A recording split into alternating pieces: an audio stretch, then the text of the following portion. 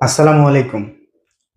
Cognitive ডিসটরশন হলো এমন কিছু ভুল চিন্তার প্যাটার্ন যা আমাদের বাস্তবতাকে বিকৃতভাবে ব্যাখ্যা করতে বাধ্য করে। এগুলো স্বয়ংক্রিয় নেতিবাচক চিন্তা হিসেবে খুব দ্রুত আমাদের মনের মধ্যে আসে এবং আমরা সেগুলোকে সত্য হিসেবে ধরে নিই। এর ফলে আমরা ছোট একটি ঘটনাকেও ভুলভাবে বড় অর্থ দিয়ে ফেলি। আসলে সমস্যা ঘটনাতে নয়, বরং আমরা সেটাকে কিভাবে ব্যাখ্যা করছি সেটাতেই।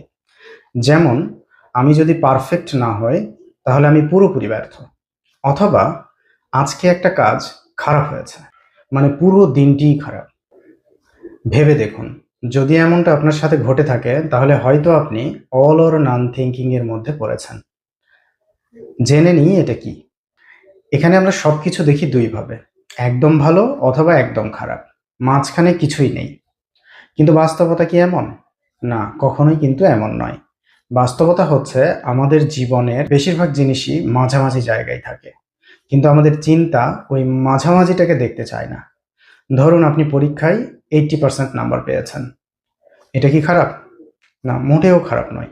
কিন্তু আপনার মাথায় আসলো আমি 100% তো পাইনি, মানে আমি একদম ব্যর্থ। আরেকটা উদাহরণ দিই।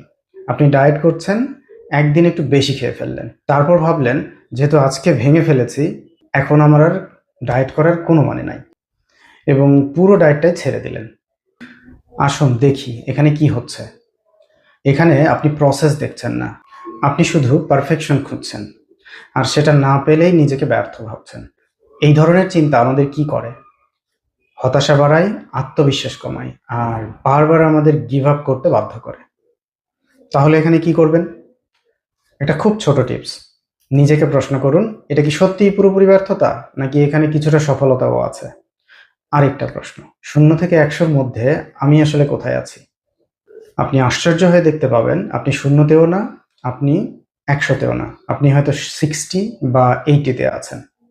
মনে রাখবেন, জীবন কখনোই পুরো সাদা বা কালো নয়, মাঝখানের জায়গাটাই আসল বাস্তবতা।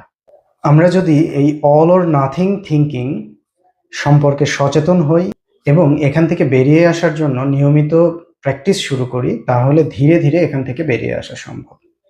আগামী ভিডিওতে আমরা কগনিটিভ ডিস্টরশনের আরও একটি ধরন নিয়ে আলোচনা করব। সুস্থ থাকুন, সচেতন থাকুন, মনের যত্ন নিন।